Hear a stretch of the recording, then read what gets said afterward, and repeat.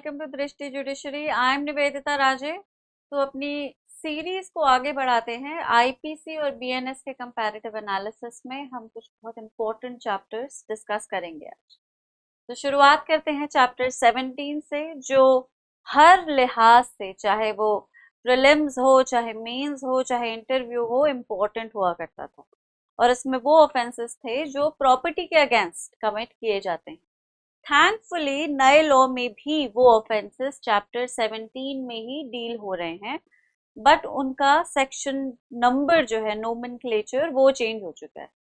तो प्रीवियसली जहां chapter 17 sections 378 से लेकर 462 तक कवर करता था, नया चैप्टर 17 303 से लेकर 334 तक ऑफेंसेस को कवर कर रहा है। डिटेल में पढ़ लेते हैं। So the first section 378 theft अब 303 हो चुका है।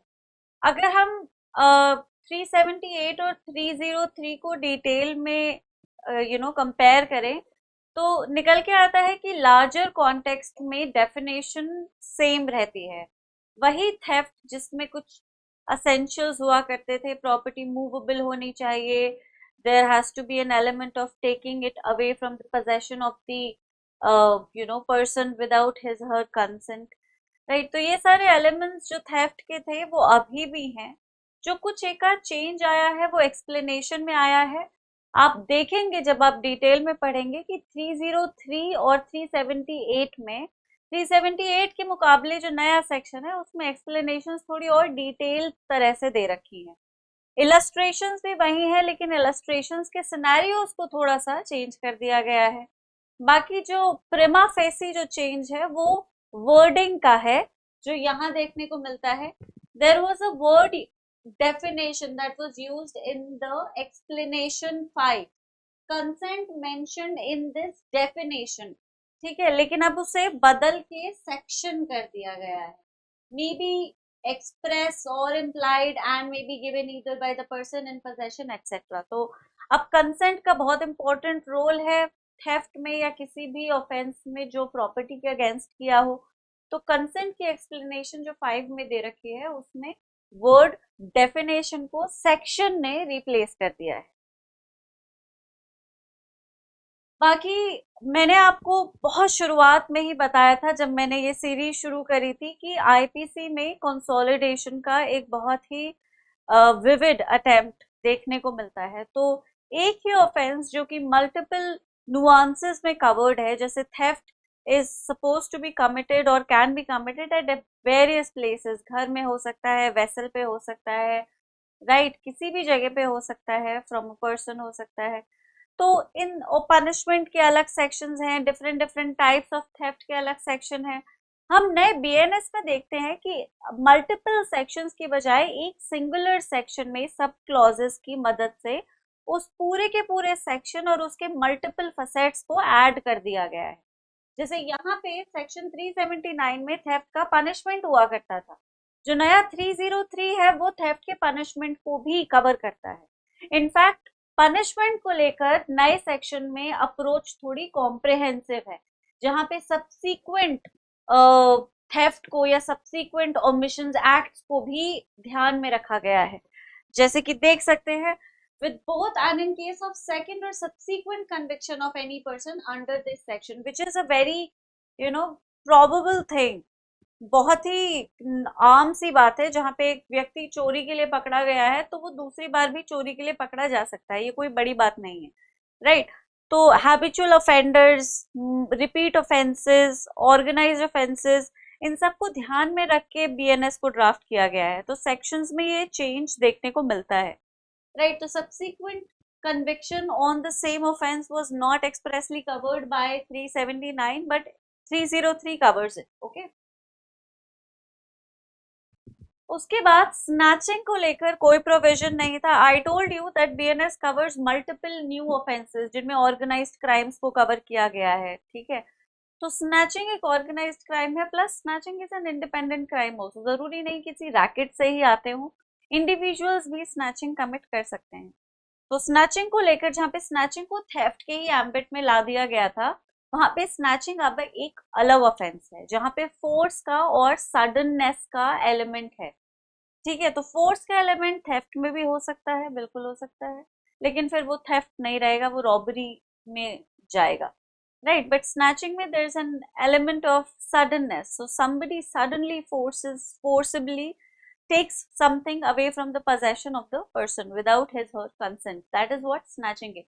तो किसी ने अचानक से जबरदस्ती किसी आदमी के पर्सन से कोई चीज छीन ली उसकी मर्जी के बिना, वो स्नैचिंग होगी। ठीक है, और इसको कवर करता है सेक्शन 304। तो स्नैचिंग थेफ्ट ही है, but in a different nuance all together, right. अब हम आ जाते हैं सेक्शन 380 पर, थेफ्ट इन अ ड्वेलिंग हाउस। अब theft in a dwelling house, basically this entire section is now 305 and there have been other avenues added। जैसे dwelling house में और भी कुछ चीजें थी, एयरक्राफ्ट वेसल एक्सेट्रा, जिनको कवर किया गया था। यहाँ पे dwelling house के अलावा ट्रांसपोर्टेशन, प्लेस ऑफ वर्शिप को भी कवर किया गया है। तो कोई अगर प्लेस ऑफ वर्शिप से चोरी करता है, गवर्नमेंट प्रॉपर्टी को चोरी कर लेता है, या फिर एक ऐसा वेसल जो ट्रांसपोर्टेशन के लिए इस्तेमाल किया जा रहा है, चाहे वो गुड्स को ट्रांसपोर्ट कर रहा है या फिर लोगों को ट्रांसपोर्ट कर रहा है, वो सारे की सारी जगहों को नया सेक्शन 305 कवर करता है। आप देख ही सकते हैं, in any building, tent or vessel used as a human dwelling, which originally was section 380, but now the new section also consists of any means of transport used for transport of goods or passengers। कोई article और goods from any means of transport, उसमें से कोई चुराया हुआ सामान कोई किसी पैसेंजर से या यूं ही उठा लिया, एनी आइडल और icon in a place of worship, या कोई भी प्रॉपर्टी जो कि गवर्नमेंट की या लोकल अथॉरिटी की है, राइट। एवरीथिंग बेसिकली जो कि एक्सप्रेस नहीं थी, वो इंटरप्रिटेशन कंस्ट्रक्शन के मीडियम से थेफ्ट के एम्बिट में इंक्लूड कर दी जाती थी। Not every offense was mentioned explicitly or differentiated for that matter, but since the creativity in crimes has increased, if we think about it, so obviously the new law has to cater to it। जब criminals की creativity बढ़ चुकी है, हर जगह से हर तरह की चोरी मुमकिन है, तो नया लॉ उस चीज को कवर कर रहा है, प्रॉपरली कर रहा है, which is a great thing.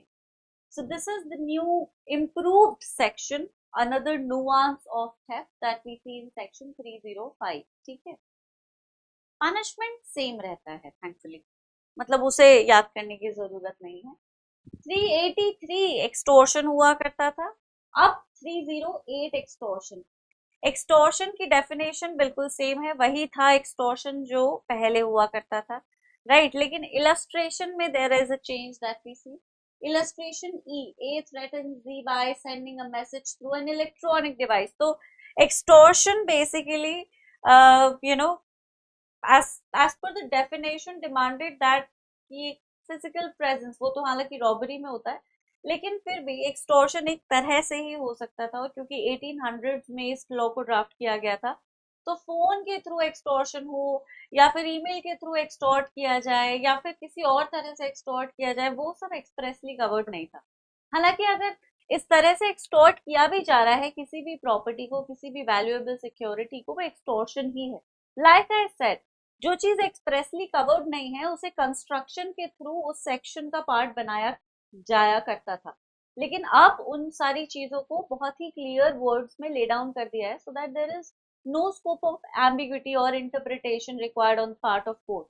Section वो है, सेक्शन इंक्लूड कर दिया है, ऑफेंस नया बना दिया है, और कोई भी एक्ट है वो इंटरप्रिटेशन के थ्रू कहीं फिट करने की जरूरत नहीं, उसको पनिश करता है एक नया सेक्शन।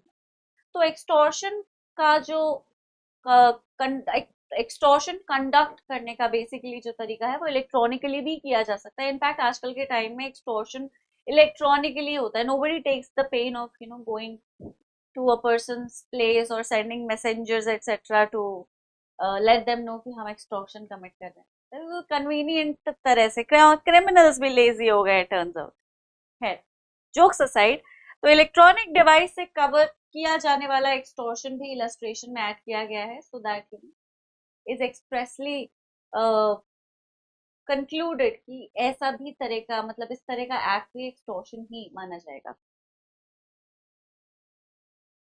अब हम आ जाते हैं पनिशमेंट। पनिशमेंट 384 में दिया गया था, अब उसे उसी सेक्शन में इंक्लूड कर दिया है। ज्यादातर ऐसा हुआ है, पनिशमेंट और डेफिनेशन सेक्शन अब एक ही सेक्शन में, नॉट डिफरेंट। तो पहले एक्सटॉर्शन का पनिशमेंट 3 इयर्स हुआ करता था, उसे बढ़ा के 7 इयर्स कर दिया गया है, विद फाइन और विद बुक। ठीक है। अब है extortion by threat of accusation of an offence punishable with death और इम्प्रिजनमेंट फॉर लाइफ एक्सेट्रा। एक ऐसी धमकी जो आपको इस बात का थ्रेट देती है कि अगर आपने बात ना मानी, वैल्यूएबल सिक्योरिटी या वो प्रॉपर्टी जो एक्सटॉर्ट की जा रही है वो डिलीवर्ड नहीं की, तो आप पे एक ऐसे क्राइम का एक्यूजेशन लगा दिया जाएगा जिसकी सजा बहुत एक्सट्रीम है, या तो वो लाइफ इम्प्रिजनमेंट है या फिर डेथ है। और इस डर से कि उस पे एक ऐसे अपराध का एलिगेशन न लग जाए, आदमी बात मान के प्रॉपर्टी डिलीवर कर देता है। तो इस पूरे एक्ट को पनिश करता था सेक्शन 388, राइट। अब इस 388 में एक्सप्रेसली वो ऑफेंस भी शामिल थे जो 377 में पनिश किए जाते हैं, मतलब अननेचुरल सेक्स। अब 377 को बीएनएस की स्कीम से हटा ही दिया गया है। Anything related to unnatural sex is not covered by 377 by the new law. ठीक है। कंसेंचुअल भी कवर्ड था पहले, तो कंसेंट को हटा दिया नवतेज सिंह जौहर से। It only became a you know an offence which included force, जबरदस्ती का एलिमेंट इंक्लूड कर दिया गया। अब नए लॉ से उसको पूरी ही तरह से हटा दिया गया है। तो यहाँ पे जो चेंज है वो यही देखने को मिलता है कि since 377 is no longer part of the new law, तो उस पूरे पूरे स्टेटमेंट को which included that as a legitimate threat is no longer there. आप देख सकते हैं, if the offense by punishable under section 377 may be punished with imprisonment for life, तो ये पूरा is removed। ठीक है, has been excluded altogether because the offense has been removed। okay, moving on, dacoity with murder, a very very important section 396। ठीक है, जिसका punishment death हुआ करता था, one of the few sections जिनमें डेथ पेनल्टी भी थी, is now section 310 clause 3। 310 clause 3 है, डेफिनेशन में कोई भी चेंज नहीं है, बस थोड़ा सा अगर आप देखें तो एक्चुअली कोई भी चेंज नहीं है। If any one of 5 or more persons who are conjointly committing dacoity commits murder and so committing dacoity, every one of those persons shall be punished with death and etc। ठीक है, so the section remains the same, the only thing that changes is the number। अब हम आ जाते हैं 402, assembling for purpose of committing dacoity. इकट्ठा होना dacoity commit करने के लिए भी एक क्राइम हुआ करता था जिसे पनिश करता था 402। अब उसे पनिश करता था 310 क्लॉज 5। एक ऐसा क्लॉज था, however at any time after passing of this act, मतलब 1800 से पहले जब ये कोड आया उससे पहले अगर कोई इकट्ठा हुआ डेकॉइटी कमिट करने के लिए तो उन्हें आईपीसी पनिश नहीं करता था, राइट। तो इस स्टेटमेंट को पूरी तरह से हटा दिया गया है। It has been made completely कोई भी टाइम लिमिट की लॉ के आने से पहले, लॉ के आने के बाद is not there anymore. So whoever is one of 5 assembled for the purpose of committing dacoity would be punished under this section। Punishment same रहता है, 7 साल तक जाएगा और फाइन की भी liability impose की जाएगी। Okay, so this word has been removed। Now we have 401, punishment for belonging to gang of thieves। अब इसमें चेंज ये हुआ है कि thieves को हटा के robbers कर दिया है, gang of robbers etc। अब इस थीव में रॉबर्स को भी ऐड करते थे, अब इसको उल्टा कर दिया है, रॉबर्स में थीव्स को भी ऐड करते हैं। ठीक है, अब जब यहाँ पे बात होती है थीव की तो there might be people who are a group of people who are actually committing extortion, तो वो नहीं आएंगे क्योंकि एक्सटॉर्शन रॉबरी अलग है और थेफ्ट रॉबरी अलग है। अब इस तरह से जब इसको रॉबरी इन जनरल कर देते हैं तो इसमें थेफ्ट और एक्सटॉर्शन दोनों ही कवर हो जाते हैं। तो if there is a gang of people who are committing robbery, तो वो चाहे थेफ्ट से निकली हो चाहे एक्सटॉर्शन से हो, उसे पनिश करेगा ये सिंगल सेक्शन 313। ठीक है, अब थग्स, जैसे मैंने बताया था अपने पहले के सेशन में, थग्स और the definition of the punishment has been removed. तो ये चेंज आया है कि थग्स की डेफिनेशन को हटा दिया गया है, इसमें थेफ्ट रॉबरी दोनों को इंक्लूड कर दिया गया है। थेफ्ट एक्सटॉर्शन मतलब सभी कुछ इंक्लूड कर दिया गया है। जब रॉबरी की बात आ रही है तो ऑब्वियसली एक्सटॉर्शन ऑटोमेटिकली इंक्लूडेड है। डेकॉइट्स की रैंक को भी इंक्लूड किया गया है जो पहले भी था। थग्स को हटा दिया गया है। पनिशमेंट वही रहता है 7 years विद फाइन। ठीक है, चलो आगे बढ़ जाते हैं। अब हम आ जाते हैं dishonest misappropriation of property which was punishable और defined actually defined and punished under section 303।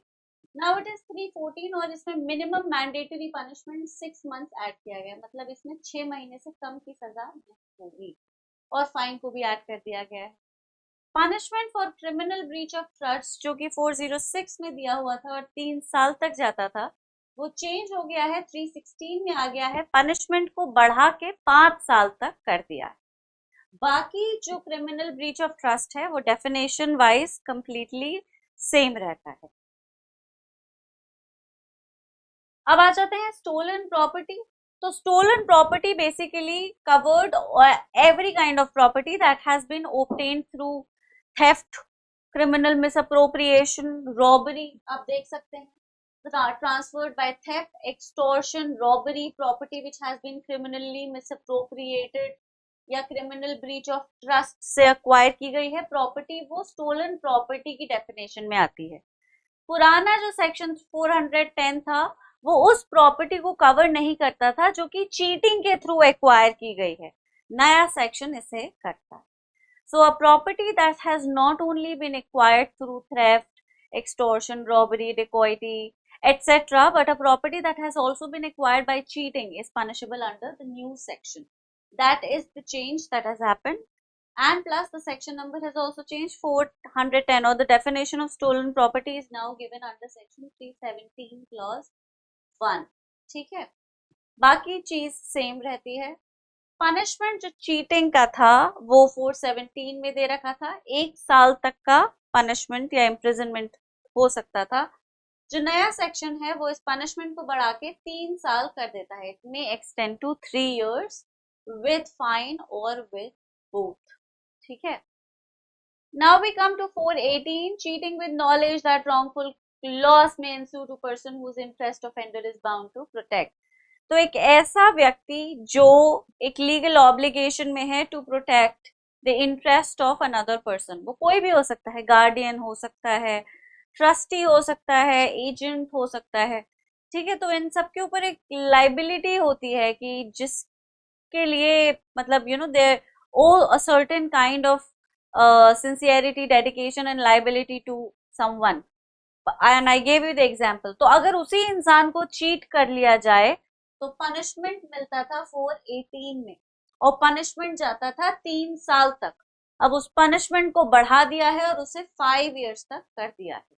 So whoever cheats, ठीक है, a person he is whom he is legally bound to protect, मतलब प्रोटेक्शन एज फिजिकल प्रोटेक्शन नहीं, interest. So it might be a trustee और an agent और a guardian. ठीक है, तो जो भी है उनके इन मतलब प्रोटेक्शन में जिसका भी इंटरेस्ट उनको प्रोटेक्ट करना था as a legal duty, and they end up cheating that very person, the punishment would now be increased to 5 years and not 3 years। Moving on, cheating by personation 416 में punishable था, now punishable under section 319। तो किसी और व्यक्ति की identity को assume करके धोखा देना, right, that is cheating by personation। so I am pretending to be someone else and then duping or deceiving another person was punishable under section 416। तो was actually defined under section 416। तो definition exactly same रहती है 319, बस section number change हो गया। okay, everything else remains exactly the same। moving on, cheating by personation का जो punishment था वो 419 में था, अब वो 319 में ही है clause 2 में, और punishment को 3 साल से बढ़ाकर 5 साल कर दिया गया है। अब हम आ जाते हैं 421 पे, डिसऑनेस्ट और फ्रॉडुलेंट रिमूवल और concealment of property to prevent distribution among creditors. तो क्रेडिटर्स के ड्यू को पे करने की बजाय वो प्रॉपर्टी जो उन क्रेडिटर्स के ड्यू को पे कर सकती है उसे ही आपने इधर उधर छुपा दिया है या ट्रांसफर कर दिया है या फिर कुछ ऐसा कर दिया है कि अब वो प्रॉपर्टी उन क्रेडिटर्स के ड्यूज को पे करने के काबिल नहीं है। मतलब वो प्रॉपर्टी अब एक्सेसिबल ही नहीं है, उसको यूज ही नहीं किया जा सकता कि उधार ही चुकाए जा सके। और ये आपने इंटेंशनली इसीलिए किया ताकि उन लोगों का उधार चुकाया ना जाए। तो पनिशमेंट था 421 में। यहाँ पे मिनिमम मैंडेटरी पनिशमेंट इंट्रोड्यूस किया गया है जो कि अब 6 मंथ्स है। तो कोई डिसऑनेस्टली या फ्रॉडुलेंटली ऐसी प्रॉपर्टी को कंसील या छुपा देता है जो कि क्रेडिटर्स के ड्यू को पे करने के लिए इस्तेमाल की जाएगी, उसको अब मिनिमम 6 महीने की सजा मिलेगी। कहाँ मिलेगी? सेक्शन 320 में मिलेगी। ओके। डिसऑनेस्ट और फ्रॉडुलेंट एग्जीक्यूशन ऑफ डीड और ट्रांसफर और containing false statement of consideration. तो कि कोई ऐसी प्रॉपर्टी की डीड को एग्जीक्यूट करना जिसकी वैल्यू आपने जानबूझ के गलत दिखाई, कम दिखाई, ताकि आप टैक्स बचा सकें या फिर ड्यूटी को बचा सकें, रजिस्ट्रेशन अमाउंट बचा सकें। ठीक है, तो इस तरह के एक्ट्स को सेक्शन 423 पनिश करता था और 2 साल तक की सजा थी। अब सजा को बढ़ा के 3 साल कर दिया गया है। ओके। मिसचिफ का पनिशमेंट 426 में था, 3 महीने का पनिशमेंट था, बढ़ा के 6 मंथ्स कर दिया है। मिसचिफ सबको पता ही है, प्रॉपर्टी को किसी ऐसी तरह से डिस्ट्रॉय करना या डिवैल्यू करना कि उसका जो ओरिजिनल वैल्यूएशन है वो कम हो जाए या प्रॉपर्टी खराब हो जाए या उसकी वैल्यू कम हो जाए या फिर वो बिल्कुल ही डिस्ट्रॉय हो जाए। That is all what mischief is. ठीक है।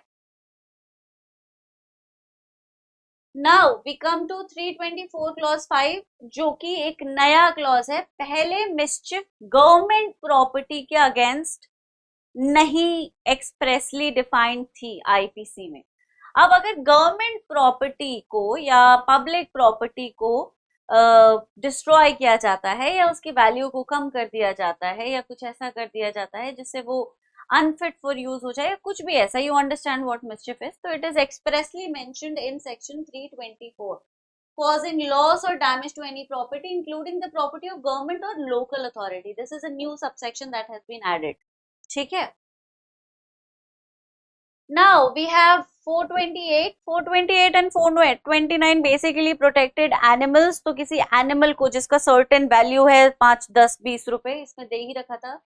ठीक है, तो 10 रुपीज या 50 रुपीज उसे मेम कर देना या उसे मार देना या फिर कुछ भी ऐसा करना जिससे वो बेचारा यूज में ही ना रहे, एवरीथिंग इज कवर्ड। तो एनिमल प्रोटेक्शन को ये, क्योंकि cattle and everything is cattle basically I'm so sorry, animals are considered to be a part of a kind of a property। ठीक है, तो एनिमल्स अभी भी प्रॉपर्टी हैं। तो अगर प्रॉपर्टी को आपने कुछ भी मेम कर दिया है, even if it is a living form of property, या फिर उसे मार दिया है, तो पनिशमेंट में मतलब जो डेफिनेशन थी या जो प्रोविजंस थे वो 428 और 429 कंसोलिडेट कर दिया है। ये जो वैल्यू दे रखी थी 10 रुपए 50 रुपए, इसे हटा दिया है and the single section is now 325। तो कोई भी एनिमल को मारता है, पॉइजन करता है, मेम करता है, उसे यूजलेस रेंडर कर देता है, उसे 5 साल तक का पनिशमेंट होगा फाइन के साथ। ठीक है, so now they have been consolidated into one single section which is 325। Okay. Now we have mischief by injury to public road, bridge, river or channel। अब इसमें the section used to start with whoever commits mischief, इसको हटा दिया है। Now it starts with doing any act which renders or which he knows to be likely to render। बाकी और कुछ नहीं है। The only thing that changes is the structure of language, that's it। The meaning remains the same, the intent remains the same, section overall बिल्कुल same है, बस language को structurally थोड़ा सा change किया है। Okay। Now we have 433 mischief by destroying, moving or rendering useful a lighthouse or sea mark या फिर buoy। तो बेसिकली ये नेविगेशन के लिए यूज किए जाने वाले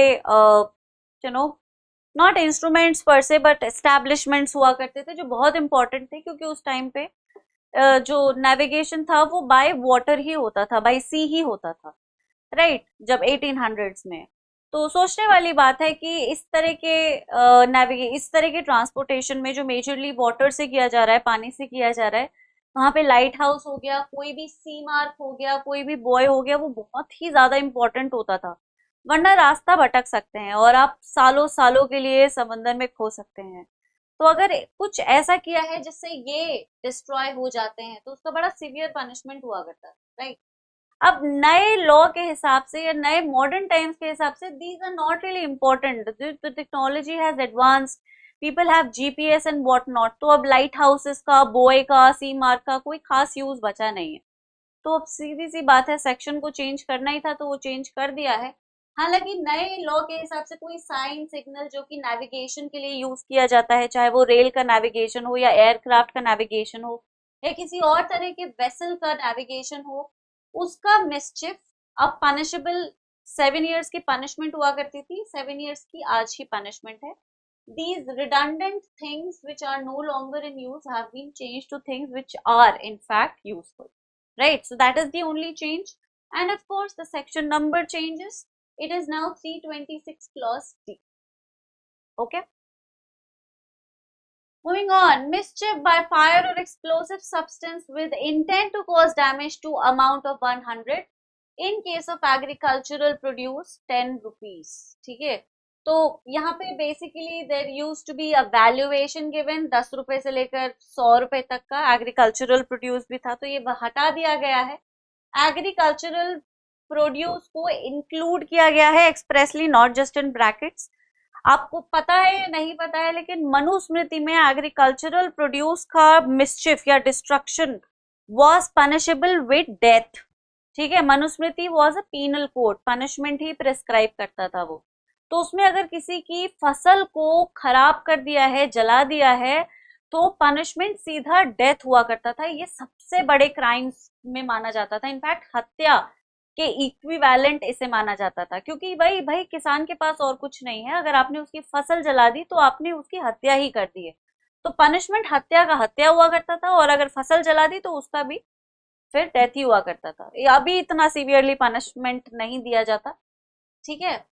तो the structure of the language has changed, the amounts or the mention of valuation of property that was given in almost every section of mischief are completely removed, चाहे वो animal हो, चाहे वो कोई प्रॉपर्टी हो या एग्रीकल्चरल प्रोड्यूस हो, उसे हटा दिया गया है, उसे जनरल बना दिया गया है। तो छोटी बड़ी कैसी भी प्रॉपर्टी आपने डिस्ट्रॉय की है वो पनिशेबल, ठीक है। Including agricultural produce shall be punished with imprisonment. The punishment remains the same, which is 7 years with fine. Okay, अब हम आ जाते हैं mischief with intent to destroy और make unsafe a decked vessel और वन ऑफ 20 टन बर्डन। तो एक ऐसा डेक्ड वेसल या फिर कोई ऐसा वेसल जिसका वजन तो 1 से लेकर 20 या फिर 120 टन तक का जो वेसल है उसको डिस्ट्रॉय करना या उसकी वैल्यू को गिराना या कुछ भी ऐसा करना जिससे वो कम हो जाए अपनी एफिशिएंसी में, वो 437 में था। चेंज कर दिया है, रेल और एयरक्राफ्ट को इंक्लूड कर दिया है, बस यही चेंज है। बाकी decked vessel, one of 20 ton burden वगैरह सब इंक्लूडेड है। अच्छा, 447 में क्रिमिनल ट्रेसपास को पनिश किया जाता था, 500 तक का पनिशमेंट था, उसे बढ़ा के 1000 कर दिया है, सॉरी 5000 कर दिया है, माय मिस्टेक। तो 500 का पनिशमेंट इज नाउ 5000। तो आप देख ही सकते हैं कि एवरीथिंग हैज बीन इंक्रीज, चाहे वो पेनल्टी हो चाहे imprisonment, right. Now we have house breaking. So house breaking contained words any of such 6 ways and there were ways given कि भाई हाउस ब्रेकिंग क्या होगी। तो कोई भी ऐसा एक्ट जो कि इन 6 एक्ट्स में फॉल कर रहा है वो हाउस ब्रेकिंग है, राइट। अब उसे थोड़ा सा खत्म कर दिया, उसको फॉलोइंग कर दिया है, any of the following ways, so the ways are listed, right. So it has been made more inclusive rather than exhaustive. तो इन 6 के अलावा और किसी तरह से अगर हाउस ब्रेकिंग होती है तो वो हाउस ब्रेकिंग नहीं, कुछ और हो सकता है लेकिन हाउस ब्रेकिंग नहीं होगी। तो उसको थोड़ा और कम्प्रिहेंसिव कर दिया है, उसको थोड़ा और इंक्लूसिव कर दिया है। बाद में अगर अमेंडमेंट के थ्रू उसको चेंज या इंटरप्रेट भी करने की कोशिश की जाए तो इट विल बी पॉसिबल। ठीक है। 53 में लर्किंग हाउस ट्रेसपास या हाउस ब्रेकिंग को बताया गया था। इसमें चेंज है punishment for house trespass and house breaking, that's it.